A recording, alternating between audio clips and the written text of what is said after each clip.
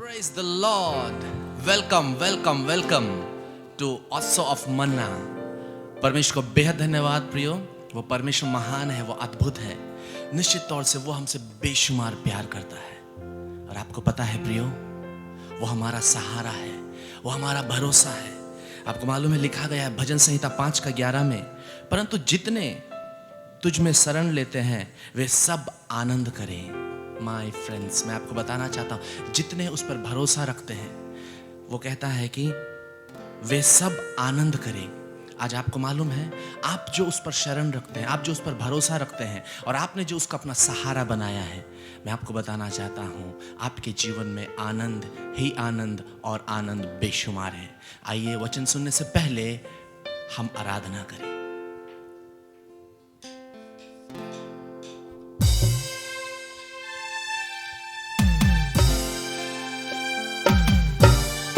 सही में प्रियो, वही हमारा सहारा है, वही हमारा भरोसा है।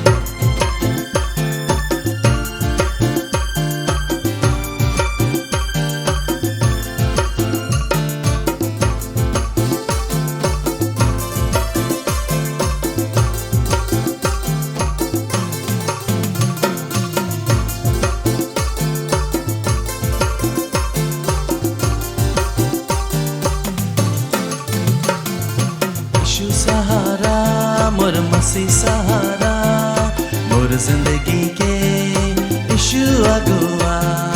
यीशु सहारा मोर मसीह सहारा, मोर जिंदगी के यीशु अगुआ।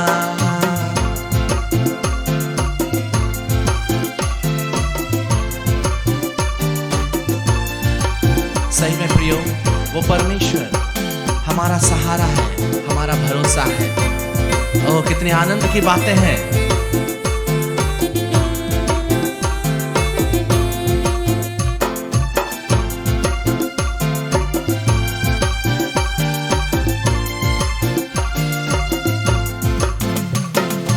अकाल आवी होले, मरी आवी होले, मोर जिंदगी के यीशु सहारा।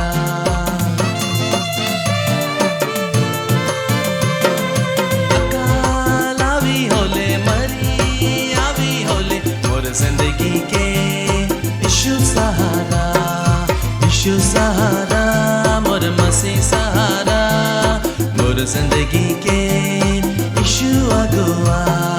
यीशु सहारा मोर मसीह सहारा, मोर जिंदगी के यीशु अगुआ।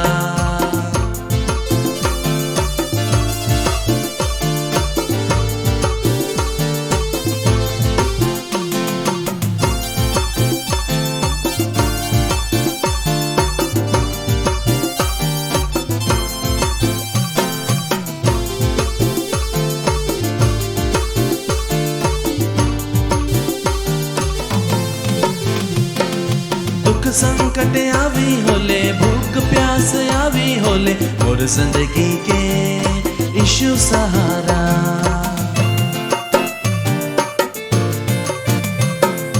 दुख संकट आवी होले, भूख प्यास आवी होले, मोर जिंदगी के यीशु सहारा। यीशु सहारा मोर मसीह सहारा, मोर जिंदगी के यीशु अगुआ। यीशु सहारा मोर मसीह सहारा, मोर जिंदगी के यीशु अगुआ।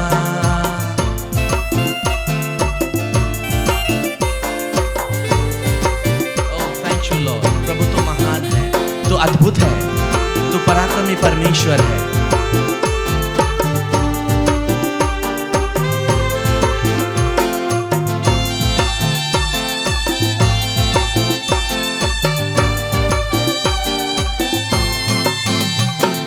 दुख चिंता आवी होले, डर भय सतावी होले, मोर जिंदगी के यीशु सहारा।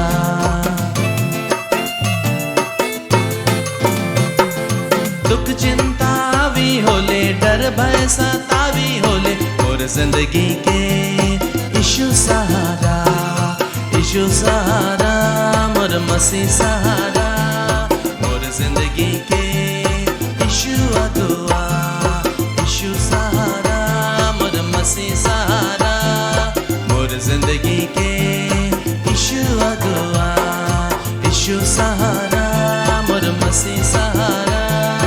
मोर जिंदगी के यीशु अगुआ। ओह थैंक यू लॉर्ड, धन्यवाद यीशु। आइए प्रिय हम सब प्रार्थना करें। प्रभु हम धन्यवाद देते हैं इस घड़ी समय, निश्चित तौर से इस आराधना के जरिए आपने सबों के हृदय को छुआ है और सबों को अपने उपस्थिति में ले आया है। प्रभु अभी तेरे दास के मुख से हम जब वचन सुनने जा रहे हैं, oh thank you Lord, you have anointed him, आपने उन्हें अभिषेक किया है तेरे वचन सुनाने के लिए खुदा। इसलिए सर से लेकर पांव तक ओ प्रभु तूने उन्हें अभिषेक किया है, तेरे हाथों में उन्हें समर्पित करते हैं। जो भी वचन सुन रहे हैं प्रभु, जितने मेरे प्रिय लोग, सबके जीवन में एक ड्रास्टिक चेंज आने पाए, ऐसा हम दुआ करते हैं। महिमा आदर आपको देते हैं, यीशु के नाम से प्रार्थना मांगते हैं, आमीन। Praise the Lord, Hallelujah. Welcome to the Odds of Manna. परमेश्वर को बहुत बहुत धन्यवाद। आज पुनः इस संध्या के समय में अपने वचन को मनन करने के लिए हम सबों को एकत्रित किया है। धन्यवाद देते हैं आप सबों के दुआ के लिए, प्रार्थना के लिए, जो इस चैनल के लिए करते हैं, हमारे लिए करते हैं, ताकि हम आपके बीच में उस आत्मिक मन्ना को लेकर आने पाए। अब बहुत सारे लोग आप जो सपोर्ट करते हैं इस मिनिस्ट्री के लिए, जिसके कारण सब टेलीकास्ट करने पाते हैं, आप सबों को भी बहुत अधिकाई से आशीष करे। आपके अनुजल के ऊपर में परमेश्वर का भारी आशीष रहने पाए। हम विश्वास करते हैं निश्चय परमेश्वर आप सबों को बढ़ा रहे। इस चैनल के द्वारा से बहुत सारे बातें आप सीखने पा रहे हैं। आइए आज के विषय में जाने से पहले हम छोटी सी दुआ करें। सर्व सामर्थी सेनाओं का यह परमेश्वर पिता, इजराइल का परमेश्वर, दाऊद का परमेश्वर, इब्राहिम का परमेश्वर, इस समय प्रभु जी आपके वचन में से हम देखने जा रहे हैं, मनन करने जा रहे हैं। प्रभु जी आप अपने रहस्यमय बातों को प्रकाशित कीजिए और प्रभु जी गहरी बातों को समझने के लिए ताकत और बल दीजिए। प्रभु जी बुद्धि को खोलिए प्रभु जी, हरे गांठ सब खुलने पाए। हम भी अपने आप को तेरे हाथ में समर्पित करते हैं लॉर्ड, हमारे मुख से होकर बोलिए, बातचीत कीजिए प्रभु। यीशु मसीह के सामर्थ्य मधुर नाम मांगते, सुनिए अदय से स्वर्गराज में ग्रहण कीजिए, आमेन आमेन हालेलुया। सो आज का विषय है बहुत इंटरेस्टिंग है। हो सकता है कुछ लोगों को कठिनाई हो, लेकिन इसको बार बार आप लोग सुनिए, देखिए और मनन कीजिए, ताकि इसमें से उन इंपॉर्टेंट बातों को, उस निचोड़ को आप लेने पाएंगे। क्योंकि ये सारे जो बातें हैं, आत्मिक बातें हैं, ये हम लोगों का जीवन में हमारे आत्मिक जो यात्रा है उसको सफल करती है और उसको दिशा की ओर ले जाती है। इसलिए इन तमाम बातों को हमें समझने की आवश्यकता है। सो आज जिस विषय में मैं बात करने जा रहा हूं वो है heavenly blueprint. Heavenly blueprint, blueprint का एग्जैक्ट वर्ड हिंदी में मुझे सही ढंग से नहीं मिला। ब्लूप्रिंट हम लोग नक्शा बोल सकते हैं, यानी स्वर्गीय नक्शा। ओके, तो स्वर्ग में बहुत सारा नक्शा है, हमारे जीवन के विषय में नक्शा है, हम लोग को किस तरह से बढ़ना है उसका नक्शा है। और अगर हम उस नक्शा को पकड़ लेते हैं, या तो उसमें हम लोग झांकने पाते हैं, हम लोग देखने पाते हैं, उसका उस भाग को, उस अंश को उठा लेंगे और देखने पाएंगे, और उसके अनुसार प्रभु से अनुग्रह मांगेंगे कि प्रभु जिस नक्शा के अनुसार मुझे लेके चल, तो निश्चय परमेश्वर क्या करेगा, हमको उसके अनुसार लेके जाएगा। और उस नक्शा को जानना क्यों जरूरी है, इन तमाम बातों को देखेंगे। और उस नक्शा को देखने कैसे पाएंगे, इन तमाम बातों को हम लोग देखने को जा रहे हैं। हालेलुया। सो पहला तो मैं ये बताना चाहता हूं, जब हमने कहा है कि स्वर्गीय नक्शा, अंग्रेजी में ब्लूप्रिंट कहते हैं नक्शा को, और नक्शा का एक्चुअल मीनिंग तो मैप होगा, लेकिन हम ब्लूप्रिंट बोल रहे हैं। जैसे कि इंजीनियरिंग स्टूडेंट लोग अच्छी तरह से इसको समझने पाते हैं। जब ब्लॉक्स बनाते हैं, कुछ ड्राइंग करते हैं, उसको ब्लूप्रिंट रहता है, उसी के अनुसार कुछ ब्लॉक्स या तो वो मैकेनिकल पार्ट सबको बनाते हैं, उसको ब्लूप्रिंट, ब्लू कलर का रहता है उस शीट में, उसमें ड्राइंग किया हुआ रहता है। ओके, तो उसको ब्लूप्रिंट करते हैं। तो हम उसको ब्लूप्रिंट को हम नक्शा के रूप में ले जा रहे हैं। आपको नक्शा बोलने से आपको ठीक से समझ में आएगा। सो मैं ये बताना चाहता हूँ कि हम जो इंसान है, हम लोग स्वर्ग से आए, हम लोग स्वर्ग से भेजे हुए लोग हैं, क्योंकि हमारा परमेश्वर जो है ना, वो स्वर्ग में विराजमान है, और वहीं से ही हम लोगों को इस धरती में उसने इंस्टॉल किया या तो रखा मनुष्य को। हम लोग स्वर्ग के प्राणी हैं, भले ही ये शरीर जो है ये पृथ्वी से है, लेकिन आत्मा जो आया है वो स्वर्ग से आया है। प्रेज गॉड, पिता परमेश्वर की ओर से आया है। आइए कुछ बातों को हम लोग देखेंगे, जिससे हम पहले ये जानेंगे कि हम लोग स्वर्गीय प्राणी हैं, हम लोग स्वर्ग से भेजे हुए लोग हैं, और हमको वहीं पर जाने का ही हमारा टारगेट रहना चाहिए। और परमेश्वर चाहता है कि इस धरती की में हम जब आखिरी सांस लेते हैं तो उसके पास हमको जाना चाहिए। परमेश्वर का ही मानसा, उसका योजना, इच्छा है। हम लोग पढ़ेंगे फिलिपी का पुस्तक उसका 3 उसका 20 आयत, यहाँ पर क्या लिखा है देखेंगे।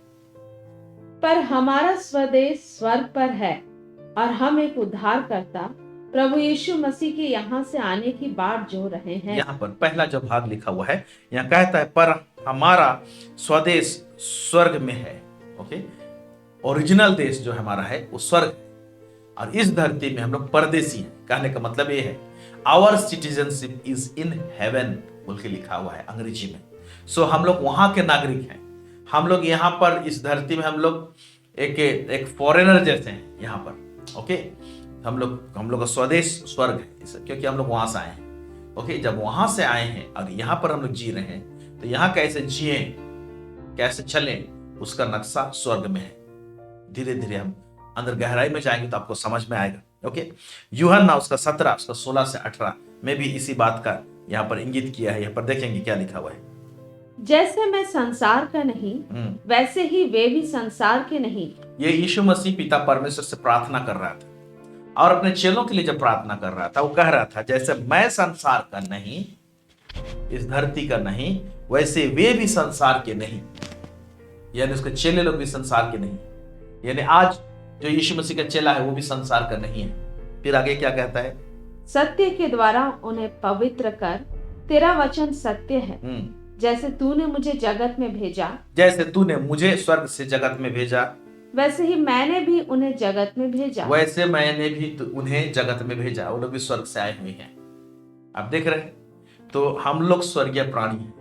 बैक वहीं पर जाने का हमारा है, लेकिन इस धरती में किस प्रकार से जी रहे हैं, हम लोग चल रहे हैं, उसी के हिसाब से निर्णय होगा कि बैक हम लोग प्रभु की गोद में या प्रभु के पास में स्वर्गीय स्थान में जाते हैं कि कहीं और जाते हैं।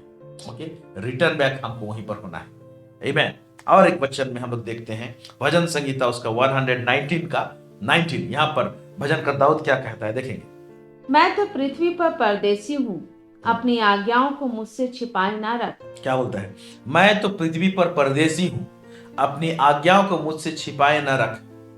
तो यहाँ पर क्या बोलना चाह रहा है, प्रभु इस पृथ्वी में परदेसी हूँ, अपनी आज्ञा के अनुसार मुझे चला, मत छुपा, ताकि मैं जब रिटर्न होऊंगा तो रिटर्न होने का रास्ता आपसे आए, आपके पास से मैं आया हूं, आपके पास मैं लौटने पाऊंगा। उसका संदर्भ ये है, अपनी आज्ञा को मत छुपा। तेरी आज्ञा को पालन करते करते ही मैं जब रिटर्न होऊंगा, यहाँ पर आखिरी सांस लूंगा, तो आज्ञा पालन के कारण से ही मैं आपके पास रिटर्न होने पाऊंगा, नहीं तो रिटर्न होने नहीं पाऊंगा। इस प्रकार का संदर्भ यहाँ पर हम लोग देखने के पाते हैं।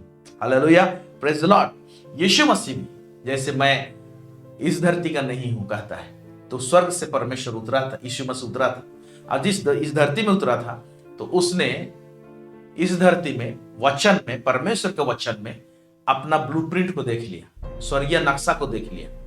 और यीशु मसीह स्वर्गीय नक्शा को डिक्लेयर भी करता है, बताता है। तो यीशु मसीह अपना स्वर्गीय नक्शा को जब निकालने पाता है वचन से, स्वर्ग में झांकने पाता है, देखने पाता है, तो आप और मैं क्यों झांकने नहीं पाएंगे, क्यों हम देखने नहीं पाएंगे? हमको भी देखना चाहिए, ताकि हमारा इस धरती में जीना एक सफलता का जीवन रहने पाएगा। आमीन। हम लोग देखेंगे लूका उसका 4 उसका 17 से लेकर 21, यहां पर हम लोग देखने पाते हैं यीशु मसीह आराधनालय में गया है और उसको बाइबल दिया जाता है। बाइबल या तो उस समय तो कंपाइल्ड नहीं था, उसका इज़राइल नबी का पुस्तक दिया जाता है पढ़ने के लिए। ओके, बाइबल पाठ वचन जैसे, तो वो दिया जाता है, लेकिन कहां से पढ़ो नहीं कहा जाता है। वो खुद निकालता है उस खंड को, जिस खंड में उसके विषय में लिखा हुआ है, जिस खंड में उसका नक्शा है। ओके, और ये वचन जो है कहां स्थापित है, स्वर्ग में, तो वहीं का नक्शा को निकाला बोलने से चलेगा। कहां पर, नीचे जो पढ़ने के लिए जो स्क्रॉल दिया गया था या तो बाइबल दिया गया था, वहां से निकाला। आइए हम लोग देखते हैं यीशु कहां से निकालता, क्या पढ़ता है, क्या होता है वहां पर। देखेंगे लूका 4 उसका 17 से लेकर 21 क्या लिखता है। यशायाह भविष्यवक्ता की पुस्तक उसे दी गई, हाँ, और उसने पुस्तक खोलकर वह जगह निकाली, पुस्तक खोलकर वह जगह निकाली जिस जगह में उसके विषय में नक्शा में था या उसका नक्शा था। ओके, आगे पढ़ेंगे। जहाँ यह लिखा था, प्रभु का आत्मा मुझ पर है, इसलिए कि उसने कंगालों को सुसमाचार सुनाने के लिए मेरा अभिषेक किया है, और मुझे इसलिए भेजा है कि बंदियों को छुटकारे का और अंधों को दृष्टि पाने का सुसमाचार प्रचार करूं और कुचले हुओं को छुड़ाऊं और प्रभु के प्रसन्न रहने के वर्ष का प्रचार करूं। हाँ, एक मिनट यहां देखिए, यहां पर पूरा नक्शा नहीं है यीशु मसीह का, कुछ बात को निकालता है, लेकिन आप यीशु मसीह को देखते जाएंगे। इवन मैं उस जगह तक बात को बताना चाहता हूं, जब इमाउस को दो चेले लोग जा रहे थे यीशु मसीह का पुनरुत्थान के बाद में, ओके, तो उस समय में यीशु मसीह उनके साथ में हो लिया और दोनों चेले जो है यीशु मसीह को पहचानने नहीं पाए और वो लोग चर्चा कर रहे थे, प्रभु यीशु के विषय में चर्चा कर रहे थे। वहां पर लिखा हुआ है यीशु मसीह ने उनको समझाने के लिए मूसा का पुस्तक से लेके भविष्यवक्ता का पुस्तक से अपने विषय में बोलता है, लिखा हुआ है, जहां जहां लिखा हुआ था निकाल निकाल कर बताए। तो यीशु मसीह के विषय में वचन में, बाइबल में जहां जहां नक्शा के रूप में था, उसका जर्नी के रूप में था, क्या क्या होगा, क्या क्या होना चाहिए, ओके, वो सब था। तो वहां से अपने विषय में निकाल कर बताए। मेरे प्यारे भाई बहनों, क्या आप बोल सकते हैं, क्या हम लोग बोल सकते हैं कि हमारे विषय में भी होगा? वचन तो आत्मा है, पवित्र आत्मा क्या करेगा, वही वचन सब है, उसी में से निकालेगा। ये वचन के अनुसार प्रभु तेरे जीवन में करना चाहता है, यहां पर तेरे लिए है, ये चीज प्रभु इस तरीके से तेरे लिए करना चाहता है। जब हम वचन पढ़ते हैं तो मनन जब करते हैं तो बाइबल बहुत सारे लोग पता नहीं किस लिए पढ़ते हैं। कुछ लोग तो पढ़ते हैं इसलिए कि प्रचार करूं, कुछ लोग पढ़ते हैं वचन इसलिए कि मैं तर्क वितर्क करूं, लेकिन कभी बहुत सारे कम लोग होते हैं कि मेरा नक्शा कहां पर है, मेरा जीवन का नक्शा को मैं निकालूं यहां से। अगर इस प्रकार से हम वचन को पढ़ते हैं तो पवित्र आत्मा बात करेगा, ये है तेरा नक्शा, ये इस तरह से करना चाहता हूं। वही का वचन आपके विषय में भी, मेरे विषय में भी बाइबल में लिखा हुआ है। और बाइबल में जो लिखा हुआ है वो चीज जो है कहां से आए, स्वर्ग से आए। यानी स्वर्ग का नक्शा को समझने के लिए आपको वचन का अध्ययन करना पड़ेगा। यीशु मसीह अपने विषय में वहीं से निकालता है, बाइबल से। इमाउस में जा रहे थे दोनों चेलों को अपने विषय में बाइबल से निकाल कर बताता है, मूसा के पुस्तक से और भविष्यवक्ता के पुस्तक से निकाल कर बताता है। आपके भी, मेरे विषय में भी हमको इसी बाइबल में मिलेगा और हमारे विषय में तो ज्यादा मिलेगा, प्रेज गॉड, क्योंकि हम लोग ओल्ड टेस्टमेंट में पढ़ेंगे, लोग न्यू टेस्टमेंट में भी पढ़ेंगे, दोनों जगह से पवित्र आत्मा हमसे बात करेंगे। आगे पढ़ेंगे, क्या लिखता है? तब उसने पुस्तक बंद करके सेवक के हाथ में दे दी, हाँ। और बैठ गया। और आराधनालय के सब लोगों की आंखें उस पर लगी थी। एक मिनट, जब पढ़ रहा था उसी समय में तो आराधनालय में जितने लोग जो थे उनकी आंखें उस पर टिकी हुई थी। मेरे प्यारे भाई बहन, यीशु मसीह अपने विषय में जब वचन से निकाला अपना नक्शा, सिर्फ उसको डिक्लेयर कर रहा है, पढ़ रहा है, लोगों का ध्यान उसके ऊपर में गया। आपका मेरा नक्शा हम अगर निकालने पाते हैं वचन में से और उसके अनुसार हम लोग खड़े हो जाते हैं, सारा दुनिया का नजर आपके ऊपर में आएगा। वो लोग देखेंगे आपको, क्योंकि वो जो नक्शा के अनुसार जीते हैं ना, वो बहुत बड़ा घोषणा रहता है, डिक्लेरेशन रहता है, वो हेवनली ग्लोरी को रिवील करता है। Praise God. नीचे हम लोग देखेंगे बहुत सारे इंटरेस्टिंग बात आपको आज जानने को मिलेगा। आमीन। आगे पढ़ेंगे, क्या लिखता है? तब वह उनसे कहने लगा, आज ही यह लेख तुम्हारे सामने पूरा हुआ है। आज यह लेख तुम्हारे सामने पूरा हुआ। कितना दावा के साथ बोल रहा है। आमीन। ये वचन मेरा नक्शा को रिवील करता है, बताता है, मेरे जीवन में पूरा हुआ। ऐसे हम लोगों को भी बोलने का मौका मिले और इस प्रकार से होना चाहिए। आमीन, hallelujah, praise God, praise God, praise God, praise God. Okay, so हमारा जो यात्रा है, जीवन यात्रा है, स्वर्गीय दृष्टिकोण से बहुत ही इंपॉर्टेंट है। हमारा जो जर्नी है, हमारा जो यात्रा है, स्वर्गीय दृष्टिकोण से बहुत इंपॉर्टेंट है। क्यों? कि हमारा जो यात्रा है वो स्वर्ग में ऑलरेडी परमेश्वर सेटल कर चुका है। और क्यों सेटल कर चुका है?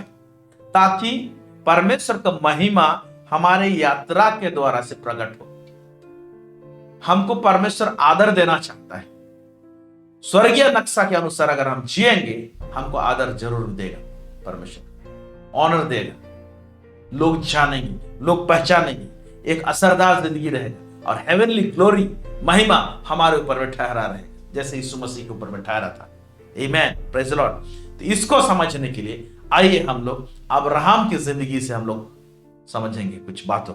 ओके, 2 क्वेश्चन मैं आप लोगों के बीच में रख रहा हूं अब्राहम के विषय में। पहला क्वेश्चन है कि अब्राहम प्रतिज्ञा के देश में क्यों तंबुओं को गाड़ गाड़ के रहा, तंबुओं में निवास करता था। तंबू को यहां गाड़ता था, उठाता था, फिर कहीं और चला जाता था, फिर गाड़ता था, फिर और कहीं और चला जाता था। ओके, वो प्रॉमिस्ड लैंड में, है ना, वो जो प्रतिज्ञा का देश था उसमें, तो प्रतिज्ञा के देश में तो उसको कंक्रीट घर बना लेना चाहिए, एक स्थायी घर बना लेना चाहिए। क्यों नहीं बनाया स्थायी घर? जैसे आज हमको एक पट्टा, एक जमीन का टुकड़ा खरीद लेते हैं तो स्थायी घर बना लेते हैं, लेकिन अब्राहम ने नहीं बनाया, वो भी प्रॉमिस्ड लैंड में। पहला क्वेश्चन, क्यों नहीं बनाया? दूसरा क्वेश्चन, क्यों हंसते हंसते, या तो क्यों तत्परता दिखाया आइजक को बलिदान करने के लिए? क्यों तत्परता दिखाया? इसके पीछे रीजन है, इसके पीछे कारण है, उन कारण को भी देखेंगे। आइए हम लोग एक वचन पढ़ेंगे, कारण को खोजेंगे हम लोग। इब्रानी 11 उसका 9 से लेके 10, इब्रानी 11 उसका 9 से लेके 10 पढ़ेंगे हम लोग। विश्वास ही से उसने प्रतिज्ञा किए हुए देश में, पराये देश में परदेसी के समान रहकर इसहाक और याकूब समेत जो उसके साथ उसी प्रतिज्ञा के वारिस थे तंबुओं में वास किया। तंबुओं में वास किया लिखा। विश्वास ही से उसने प्रतिज्ञा किए हुए देश में तंबुओं में निवास करता है। फिर आगे, क्योंकि वह उस स्थिर नींव वाले नगर की बाट जोहता था जिसका रचने वाला और बनाने वाला परमेश्वर है। हाँ, क्योंकि हमने जो क्वेश्चन पूछा, क्यों तंबुओं में वास करता था? क्योंकि ये लिखा हुआ, क्योंकि वह उस स्थिर नेव वाले नगर की बाट जोहता था। एक स्थिर नेव, ओके, वो फाउंडेशन जो है, ओके, नहीं, स्थिर फाउंडेशन है, ऐसे नगर की बाट जोहता था जिसका रचने और बनाने वाला परमेश्वर है। लिखता है परमेश्वर है, उसको बनाने वाला परमेश्वर है। सो बाट जोहता था लिखा हुआ है, या तो हम बोल सकते अंग्रेजी में लिखा है he looked unto the city, लिखा हुआ है, उसने उस नगर को देख लिया। कौन सा नगर को देख लिया? और नगर को देखा तो उसमें और क्या क्या चीज देख लिया, बड़ा ही अद्भुत है। अब्राहम अपना जर्नी के टाइम में, अपने यात्रा के टाइम में, उसने स्वर्ग में का ब्लूप्रिंट को देख लिया। सब स्वर्ग में एक नक्शा उसके जीवन के विषय में उसको देख लिया। जब उस नगर को देखा तो उसको उसमें क्या क्या देखने पाया, क्या क्या चीज देखा। हम लोग अपने बच्चों को पूछते, बेटा तुम पार्क गए थे तो तुमने क्या देखा? नहीं, मैं जू देखा, मैं फूल को देखा, मैं पौधों को देखा, मैं ये यहाँ पर सांप थे, कोई जगह बंदर थे, भालू थे, नाना प्रकार चीज। पार्क बोलते से पार्क हो जाता है, लेकिन पार्क में बहुत सारी चीज है। डॉल म्यूजियम देखा जो पार्क के अंदर में था। तो अब्राहम ने जो उस नगर को जो देख लिया, जिसका रचने और बनाने वाला परमेश्वर है, लिखा है परमेश्वर है उसका रचने वाला, तो क्या देखा उसमें? ओके, आइए हम लोग देखेंगे कि क्या देखा।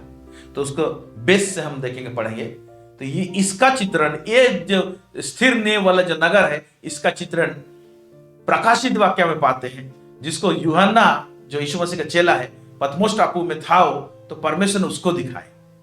लेकिन उस नगर को जो पतमोस टापू में जो यूहन्ना है जो देखा, उससे पहले तो अब्राहम देख लिया। क्या देखा है अब्राहम? ओके, और यहां जो प्रकाशित वाक्य में जो देखा उसको यूहन्ना ने लिखा, तो वही चीज को अब्राहम ने देखा। क्या देखा देखते हैं हम लोग। प्रकाशित वाक्य 21 अध्याय उसका 1 से लेकर 2 आयत पहले पढ़ेंगे, देखते हैं क्या लिखता है। फिर मैंने नए आकाश और नई पृथ्वी को देखा, क्योंकि पहला आकाश और पहली पृथ्वी जाती रही थी और समुद्र भी ना रहा। हाँ। फिर मैंने पवित्र नगर नए यरूशलेम को स्वर्ग से, फिर मैंने पवित्र नगर, इसी नगर का बात बोल रहा है, पवित्र नगर नए यरूशलेम को स्वर्ग से परमेश्वर के पास से उतरते देखा। वह उस दुल्हन के समान थी जो अपने पति के लिए श्रृंगार किए हो। हाँ, तो यहाँ पर लिखा हुआ, उसको अंडरलाइन कर दीजिएगा, बाद में इसका एक चीज जुड़ के आएगा आपके पास में। वह उस दुल्हन के समान थी, दुल्हन के समान थी जो अपने पति के लिए श्रृंगार किए हो। आमीन, श्रृंगार किए हो। ठीक है, इसमें और फर्दर हम लोग आगे देखेंगे। प्रकाशित वाक्य 21 अध्याय, ओके, 9 से लेकर 14, वही नगर को अब्राहम देख रहा था। अभी इसका और डिटेल्स दिया गया है, अभी जो पढ़ेंगे हम लोग। प्रकाशित वाक्य 21 अध्याय 9 से लेकर 14 पढ़ेंगे। फिर जिन 7 स्वर्गदूतों के पास 7 अंतिम विपत्तियों से भरे हुए 7 कटोरे थे, उनमें से एक मेरे पास आया और मेरे साथ बातें करके कहा, इधर आ, मैं तुझे दुल्हन अर्थात मेमने की पत्नी दिखाऊंगा। हाँ, इधर आ, मैं तुम्हें दुल्हन अर्थात मेमने की पत्नी दिखाऊंगा। ऊपर जो देखे उसी नगर के विषय में नीचे बोल रहा है। ओके, पढ़ेंगे। तब वह मुझे आत्मा में एक बड़े और ऊंचे पहाड़ पर ले गया और पवित्र नगर यरूशलेम को स्वर्ग से परमेश्वर के पास से उतरते दिखाया। हाँ, फिर से उसी को रिपीट कर रहे हैं, उसे दिखाया, उसी नगर को दिखा रहे हैं। परमेश्वर की महिमा उनमें थी, परमेश्वर की महिमा उस नगर में थी। फिर और उसकी ज्योति बहुत ही बहुमूल्य पत्थर अर्थात बिल्लौर के समान ये सब की तरह स्वच्छ थी। हाँ, उसके जो बोलता है, उसका बोलता है, और उसकी ज्योति बहुत ही बहुमूल्य पत्थर और अर्थात बिल्लौर के समान यशब की तरह स्वच्छ थी। क्या लाइट का क्लैरिटी था उसमें, बोल रहा है। फिर आगे, उसकी शहरपना बड़ी ऊंची थी, उसकी शहरपना, उसके घेराव जो था नगर का, ओके, वॉल बहुत ऊंची थी, और उसके 12 फाटक और फाटकों पर 12 स्वर्गदूत थे। ये देखिए, उसके 12 फाटक और फाटकों पर 12 स्वर्गदूत थे। अंडरलाइन कर सकते हैं आप, उसके 12 फाटक, 12 फाटक, 12 फाटक। अभी यही, हाँ आगे देखेंगे। और फाटकों पर 12 स्वर्गदूत थे, और उन फाटकों पर इजरायलियों के 12 गोत्रों के नाम लिखे थे। एक मिनट, उन फाटकों पर इजरायलियों के 12 गोत्रों के नाम लिखे थे।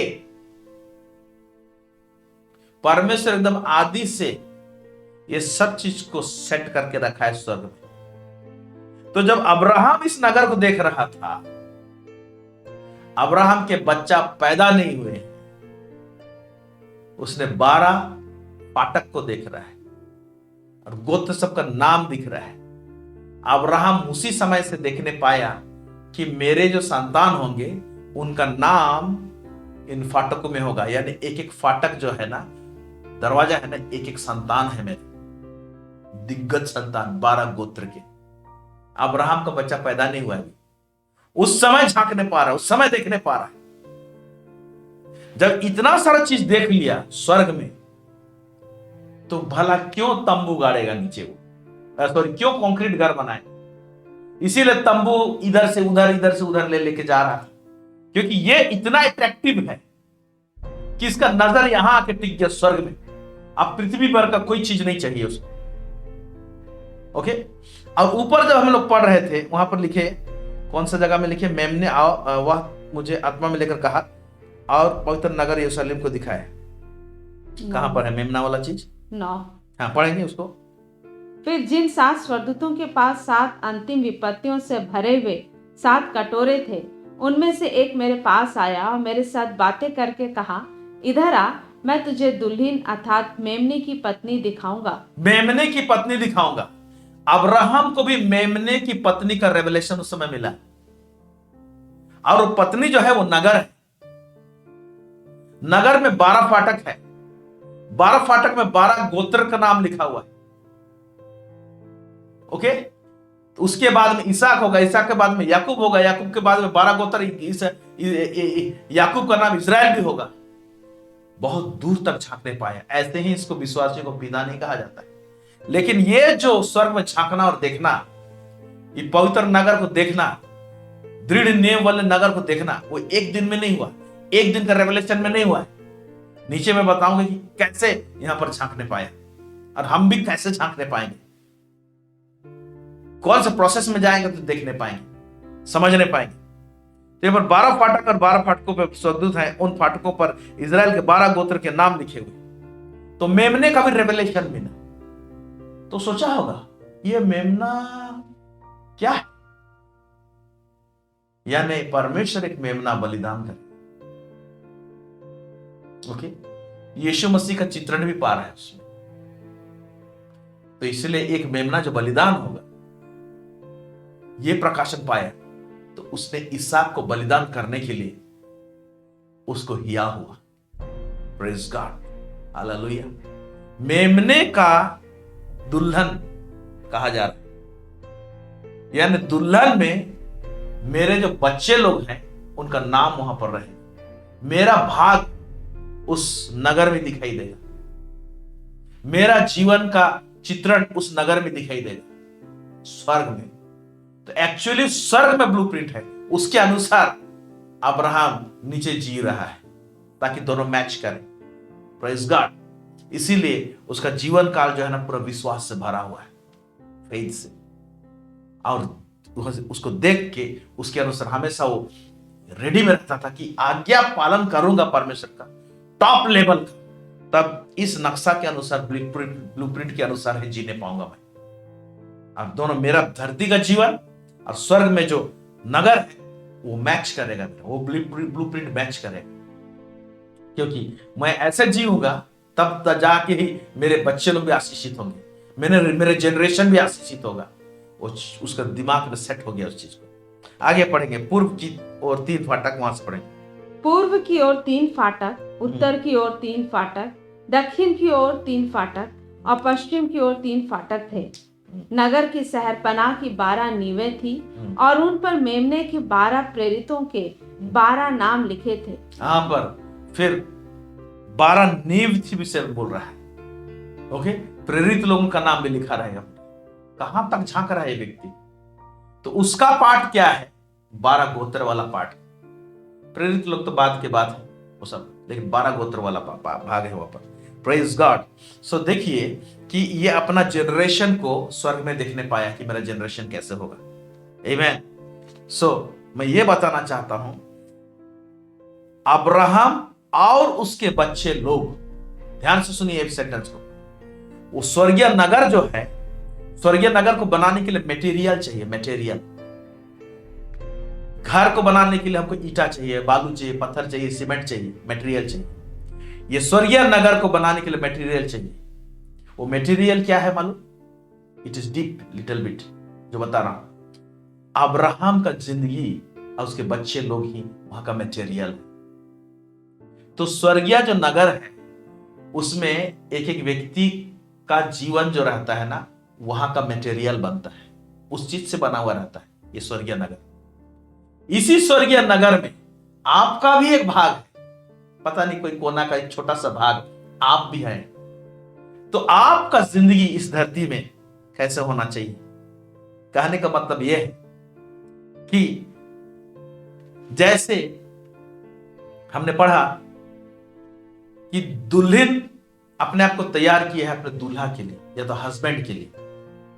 अब दुल्हन का जो होता है ना, वो श्रृंगार होता है। एक ही टाइम में फटाक से श्रृंगार नहीं हो जाता कि उस कितना समय से अपने आप को श्रृंगारना चालू करती है, जिसके कारण से कि दूल्हा के काम को भाई अच्छा लगे। ओके, तो ऑलरेडी हमारा श्रृंगार कैसे होना चाहिए उसका ब्लूप्रिंट वहां है। उस ब्लूप्रिंट के अनुसार हमारा जीवन यहां धरती में होना चाहिए। जब धरती में हमारा जीवन वैसे एग्जीक्यूट हो जाता है तो हमेशा के लिए वो वैसे ही रह जाता है, स्थिर रह जाता है वहां पर। आमीन। It's too deep. तो जब उस नगर का सुंदरता इतना विभाव से भरा हुआ है, उस सुंदरता के खातिर, उस नगर का सुंदरता के खातिर, उस नगर का महिमा के खातिर, और वो कैसे होता है, वो हमारा जीवन काल का जो यात्रा है, वो जो भाग है, वही उस नगर का सुंदरता को बढ़ाता है। तो हमारे जीवन के विषय में परमेश्वर कितना केयर करेगा उस सुंदरता को प्रोटेक्ट करने के लिए। ध्यान सुनिए, उस नगर का सुंदरता को, महिमा को सुरक्षित रखने के लिए परमेश्वर इस धरती में हमारा जीवन के पीछे में लगा रहेगा ताकि हमारा जीवन सुरक्षित रहे। लेकिन परमेश्वर की ही केवल लगा रहेगा क्या? हमारा कोई फर्ज नहीं है। हम लोग परमेश्वर के साथ सहकर्मी हैं, वो हमारे साथ काम करता है, हमको उसके साथ काम करना पड़ेगा। हमारे जीवन के लिए मेहनत करना पड़ेगा, वो जो बोलता है उसको सुनना पड़ेगा। दाऊद कहता है, ऊपर में हमने पढ़ा, हे परमेश्वर मैं तो परदेसी हूं, अपने आज्ञाओं को मुझसे मत छुपा। हमको भी यही बोलना पड़ेगा, हे परमेश्वर मैं परदेसी हूं, मेरा ब्लूप्रिंट स्वर्ग में है, उस स्वर्गीय ब्लूप्रिंट के अनुसार मेरा जीवन हो, इसलिए रिवील कीजिए और मेरा जीवन को इसे ढाल दीजिए ताकि मेरा जीवन उस नगर का एक मटेरियल बन जाए। प्रेज गॉड, हालेलुया, आमेन। इसीलिए इस धरती में हमारे जीवन के पीछे परमेश्वर लगा रहेगा, हमें संभालेगा, उन सारी जरूरतों को देना चाहेगा उस महिमा के लिए, उस नगर का महिमा के लिए, क्योंकि उस नगर का महिमा वो हमारे साथ में जुड़ा हुआ है। Praise God. अब्राहम जब झांकता है तो 12 गोत्र का नाम वहां पर पाता है, 12 फाटक के रूप में। ओके, वो ब्लूप्रिंट है। हमारा भी एक छोटा सा भाग उसमें है, हमारा भी एक छोटा सा क्या बोलेंगे योगदान उस नगर में है, वरन उस नगर में योगदान को फिट कर दिया है, उसके अनुसार इस धरती में हमको जीना है। आमेन, प्रेज द लॉर्ड। तो उस नगर का ब्लूप्रिंट को या उसमें जो हमारा भाग है उसको कैसे कैप्चर करें, कैसे देखें, ये मैं बताने जा रहा हूं। कैसे देखें, अब्राहम को कैसे देखने सिखाए। परमेश्वर ने अब्राहम को स्वर्ग में झांकने से पहले पृथ्वी का स्तर को में देखने और समझने का ताकत दिया, या तो मौका दिया। पहले पृथ्वी अर्थली रेल में पहले देखने के लिए, झांकने के लिए परमेश्वर ने उसको सिखाया। पहले कहां कैसे देखेंगे, आइए उत्पत्ति 13 अध्याय उसको 14 से लेकर 18 यहां पर लिखा हुआ है, पढ़ेंगे। जब लूत अब्राम से अलग हो गया तब उसके पश्चात यहोवा ने अब्राम से कहा। हाँ, यहां पर एक चीज है, क्या कहा, पढ़ लेंगे इसको। आंख उठाकर जिस स्थान पर तू है वहां से उत्तर दक्षिण पूर्व पश्चिम चारों ओर दृष्टि कर। हाँ, जिस स्थान पर तू खड़ा है बोलता है वहां से ओके पूरब पश्चिम उत्तर दक्षिण चारों दिशाओं में दृष्टि कर, देख बोलता है। लेकिन कब देखने के लिए कहता है, इस प्रकार का कमांड देखने के विषय में पहले नहीं कहा। कब, जब लूत अब्राहम से अलग हो गया। मेरे प्यारे भाई बहनों, इस अर्थली रेल में, भौतिक जगत में भी देखने के लिए और यहां का बात को समझने के लिए लूत अलग होना जरूरी है हमारे जीवन से। लूत का मीनिंग होता है कवरिंग, पर्दा। हमारे इस धरती में, इस जीवन में जीते समय में नाना प्रकार का पर्दा हमारे जीवन में लगा हुआ है। जब उस पर्दा को अगर जब तक हमारा नहीं हटाएंगे तो इस पृथ्वी का ही चीज सबको, बहुत सारी चीज को देख के हम समझेंगे नहीं। स्वर्ग तो दूर का बात है समझने का, पृथ्वी का ही बहुत सारा मटेरियल, बहुत सारे मैटर को, बहुत सारे स्थिति परिस्थिति को जिसको देख के हमको समझना चाहिए, सीखना चाहिए, सीखने नहीं पाएंगे। लूत अलग होना चाहिए। हमारा जीवन में हमारा कवरिंग दूर होना चाहिए, जो हमको कवर करके रखता है, छेक के रखता है, हमारा आंख में पर्दा डाल के रखता है, वो अलग होना चाहिए। देखिए, आप स्वयं चेक करके देखिए कि आपके जीवन में क्या चीज आपको आपके आंखों को में पट्टी लगा के रखा है, पर्दा लगा के रखा है कि आप देखने नहीं पा रहे हैं।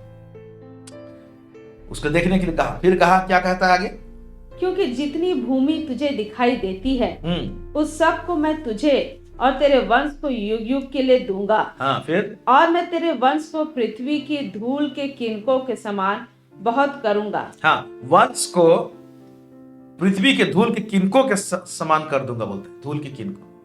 नेक्स्ट कुछ और को देखने बोलता है कि तुम्हारे संतान को कैसे करो, वो बाद का बात है, सेकंड चरण, सेकंड लेवल है, वो दूसरा रेल का है, बात है। हाँ, फिर पढ़ेंगे। यहाँ तक कि जो कोई पृथ्वी की धूल के किनकों को गिन सकेगा वही तेरा वंश भी गिन सकेगा। उठ, इस देश की लंबाई और चौड़ाई में चल फिर, क्योंकि मैं उसे तुझी को दूंगा। हाँ, पहले देखने के लिए कहता है। तो परमेश्वर जो चीज हमको देखने के लिए कहता है और जो दिया रहता है, कुछ भी चीज, वो हो सकता है कि भौतिक आशीष, उसको भी देख के समझना है। पृथ्वी का ही चीज दिया है, समझें और उसमें चले फिरें, उसमें कब्जा कर लें, उस एरिया को जहां जहां देखने के लिए हमको प्रभु दिया है। चल फिर बोलता है, उसमें चलने के लिए बोलता है। फिर क्या बोलता, कहता है, इसके पश्चात अब्राम अपना तंबू उखाड़ कर मरमे के बांज वृक्षों के बीच जो हेब्रोन में थे जाकर रहने लगा और वहां भी यहोवा की एक वेदी बनाई। इसके पश्चात जब चल फिर बोला तो सचमुच चला फिरा ना। चलने फिरने के लिए एक नेक्स्ट पोजीशन लिया, एक नया जगह में तंबू गाड़ा, ओके, और एक नया वेदी भी बनाया। प्रार्थना का जीवन उसके जीवन से घटा नहीं, वेदी का जीवन यानी बलिदान करने का जीवन, परमेश्वर को देने और गिविंग का जिंदगी, उसका घाटा कमाने, वो आगे बढ़ाया। नेक्स्ट पोजीशन एक नया तंबू लिया, ओके, तो उसमें प्रैक्टिकल किया। चल फिर बोला तो न्यू पोजीशन से चलना फिरना चालू किया। इस जगह में पड़ाव डालता हूं, यहां से ईस्ट वेस्ट नॉर्थ साउथ जाऊंगा, मैं जाऊंगा फिर लौटूंगा, जाऊंगा फिर लौटूंगा, इसलिए एक नया न्यू पोजीशन लिया उसने। तो क्या इस धरती में हमारा न्यू पोजीशन सब हम लेते जाते हैं? क्या हम लोग ईस्ट वेस्ट नॉर्थ साउथ चारों तरफ दिशा लगा देखते हैं कि प्रभु मुझे क्या दिया है, क्या दिया है, उसको कैसे इस्तेमाल करते हैं? क्या उसमें हम चलते फिरते हैं? अगर पृथ्वी में जो चीज प्रभु दिया है वही नहीं समझ में आया है तो स्वर्ग का ब्लूप्रिंट तो झांकना दूर का बात हो जाएगा। तो ये पृथ्वी का रेल में, अर्थली रेल में देखने को सिखाता है। नेक्स्ट, इसके बाद आता है स्वर्गीय रेल में देखने का, ओके, स्तर में देखने का, स्वर्गीय स्तर में देखने का, यानी ऊपर देखने का। ओके, पढ़ेंगे हम लोग यूहन्ना उसका 3:12 से लेकर 13 आयत। क्या लिखता है? जब मैंने तुमसे पृथ्वी की बातें कही और तुम विश्वास नहीं करते। यीशु मसीह बोल रहा है क्या होता है एक्चुअली। निकोदेमुस को बोल रहा है, वो बाइबल का विद्वान था एक व्यक्ति, लेकिन फिर भी उसको बोलता है जब मैंने तुम्हें पृथ्वी की बातें कही और तुम विश्वास नहीं करते। क्या लिखता है फिर आगे? तो यदि मैं तुमसे स्वर्ग की बातें कहूँ तो फिर कैसे विश्वास करोगे? हाँ, पृथ्वी स्तर में तुमको लोग को दिखाना चाहता हूं कुछ, उसको तुम लोग देखते हुए भी नहीं देखते हैं, तो स्वर्ग का चीज को क्या देखोगे तुम लोग? इसका मतलब यही है, लोगों के साथ में ऐसे ही होता है। पढ़ेंगे, कोई स्वर्ग पर नहीं चढ़ा, कोई स्वर्ग पर नहीं चढ़ा, केवल वही जो स्वर्ग से उतरा, अर्थात मनुष्य का पुत्र जो स्वर्ग में है। हाँ, कोई स्वर्ग में नहीं चढ़ा है, तो पुत्र उतरा है, पुत्र ही दिखाने पाएगा। अब पृथ्वी का चीज समझ में नहीं आता है तो स्वर्ग का बात क्या समझ में आएगा कि क्या विश्वास करोगे तुम लोग? ओके, अभी स्वर्ग के तरफ दृष्टि को चेंज करता है। किसका? अब्राहम। देखिए उत्पत्ति 15 उसका 5 से लेकर 6 डायरेक्शन चेंज होता है। पहले बोलता है पूरा पश्चिम उत्तर दक्षिण इस रेल में देख, ओके, फिर अभी देखिए दूसरा रेल में देखने के लिए कहता है। और उसने उसको बाहर ले जाके कहा, आकाश की ओर दृष्टि करके तारागण को गिन। अभी आकाश की ओर दृष्टि कर, कब? ऊपर तरफ देखने का है, आकाश की ओर दृष्टि करके देख, तारागणों को गिन बोलता है। ओके, क्या तू उनको गिन सकता है? क्या तू उनको गिन सकता है? फिर उसने उससे कहा, तेरा वंश ऐसा ही होगा। उसने यहोवा पर विश्वास किया और यहोवा ने इस बात को उसके लेखे में धर्म गिना। और इस बात को विश्वास किया। तो मैं सोचता हूं तारा सबको गिन बोलता है, तो अब्राहम को नजर को स्वर्ग तारा तरफ करवा देता है। ओके, और तारा कब दिखाई देता है? दिन का टाइम नहीं दिखाई देगा तारा, रात के टाइम में दिखाई देगा। जब लोग जब सोते हैं उस समय जागने के लिए कहा। ओके, जब सारा दुनिया जब सोता है ना, उस टाइम अगर हम जागते हैं तो हम लोग स्वर्गीय ब्लूप्रिंट को झांकने बेटर पाएंगे। एक मॉर्निंग प्रेयर होता है, और रात के टाइम जो होता है यहाँ पर लोग जब सोएंगे तो अब्राहम अलग हो गया है, भीड़ से अलग हो गया है। जब सो रहे, अकेला रहे, अगर अकेला का टाइम में भी आसमान के नीचे घूमेगा फिरेगा तो अकेले ही घूमेगा, उस समय थोड़ी ना भीड़ रहता है। तो मेरे प्यारे भाई बहन, स्वर्गीय ब्लूप्रिंट को देखने के लिए सेपरेट होना जरूरी है। इवन अर्थली रेल में भी ईस्ट वेस्ट नॉर्थ साउथ देखने के लिए लूत अलग होना जरूरी है।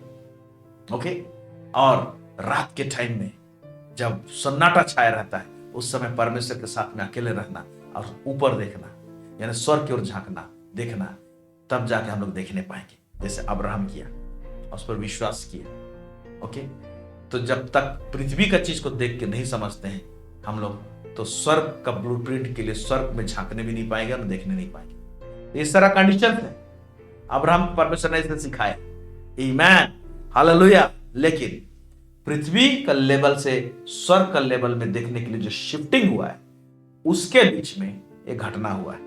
ओके, हम लोग क्या पढ़े? हम लोग पृथ्वी का रेल में जो देखने वाला बात था वो उत्पत्ति 13, स्वर्ग में जो देखने वाला बात है उसको 15 में पढ़े।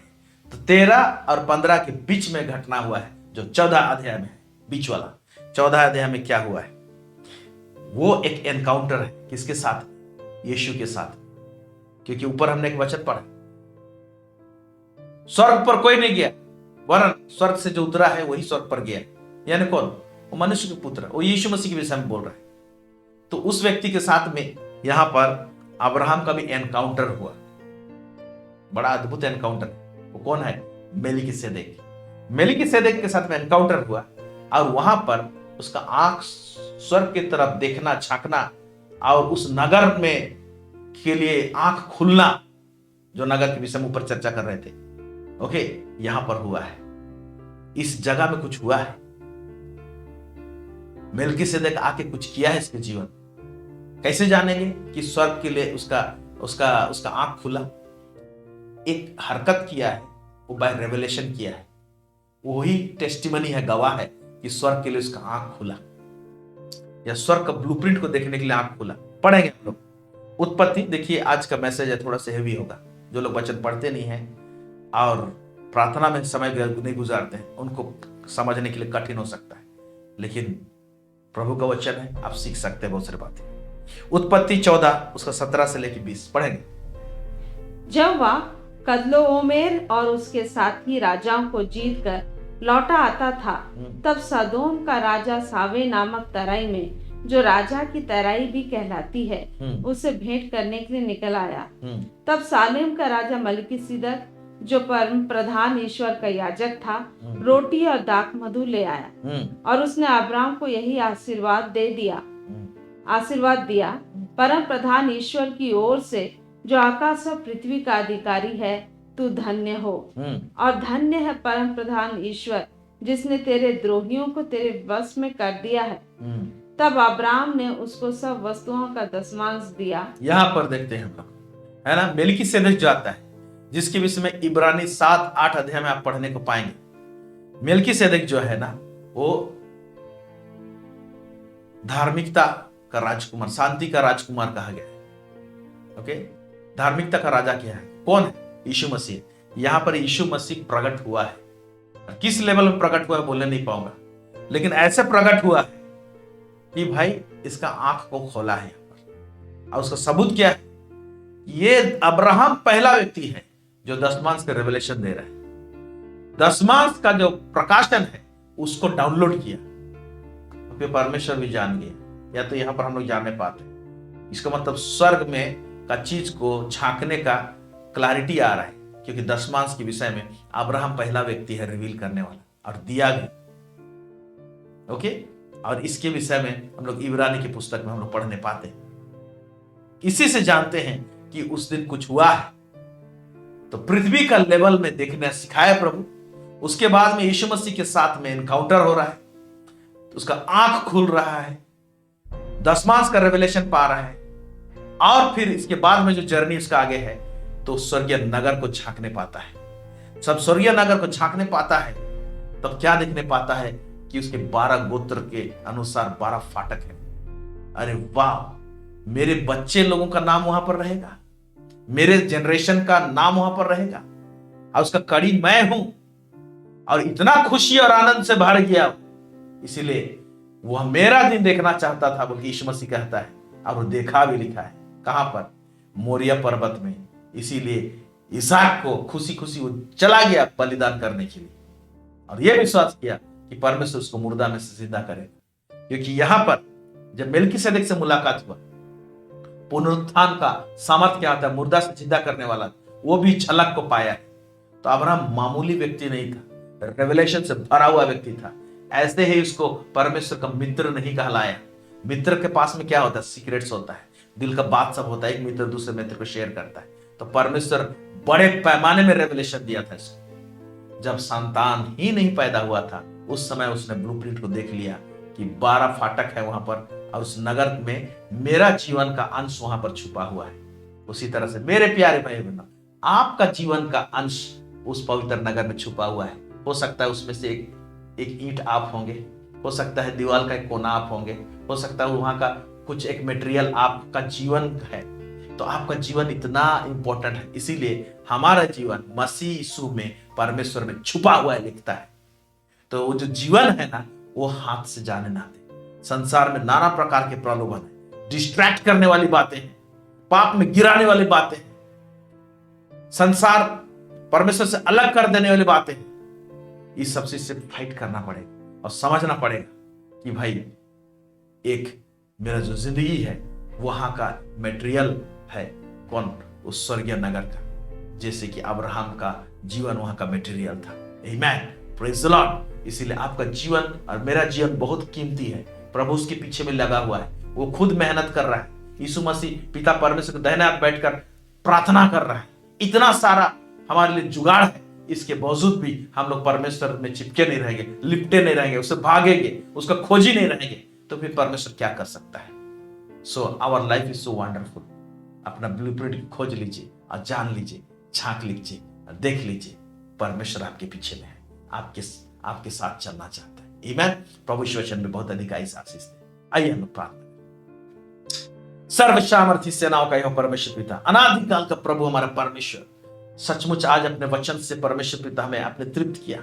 हम जानने पाए हमारा जीवन कितना कीमती है लॉर्ड। उस स्वर्गीय नगर जो है लॉर्ड, दृढ़ नेव वाला जो नगर है प्रभु जी, उसमें हमारा भी एक भाग है प्रभु जी, छुपा हुआ है। जैसे अब्राहम का भाग वहां पर है प्रभु जी, हमारा भी भाग है। क्योंकि प्रेरित लोगों को, 12 प्रेरित को पाया प्रभु जी। इसका मतलब प्रेरित लोग का जनरेशन कौन है? प्रेरित का सेवकाई में प्रभु जी चर्च है, उस चर्च में हम शामिल हैं प्रभु जी। इसलिए हमारा भाग भी प्रभु जी उस प्रेरित के कारण से प्रभु जी उस नगर में छुपा हुआ है प्रभु लॉर्ड ऑलमाइटी। इसके लिए बहुत बहुत धन्यवाद प्रभु जी। हमारे जीवन में प्रेरिताई का सेवकाई को दे, भविष्यवक्ताई का सेवकाई को प्रभु जी रख लॉर्ड, रेवलेशन से भर के रख लॉर्ड, और हमारा आंख चोखा होने पाए ताकि स्वर्ग का उस ब्लूप्रिंट को झांकने पाए, देखने पाए प्रभु जी, और हमारे जीवन को उसी रीति से हम जीने पाए और ढालने पाए प्रभु जी। ग्रेस दीजिए, फेवर दीजिए लॉर्ड। सब बातों में आपको महिमा और गौरव देते हैं लॉर्ड। यीशु मसीह के नाम से मांगते, सुनिए, अदैस स्वर्गराज में ग्रहण कीजिए।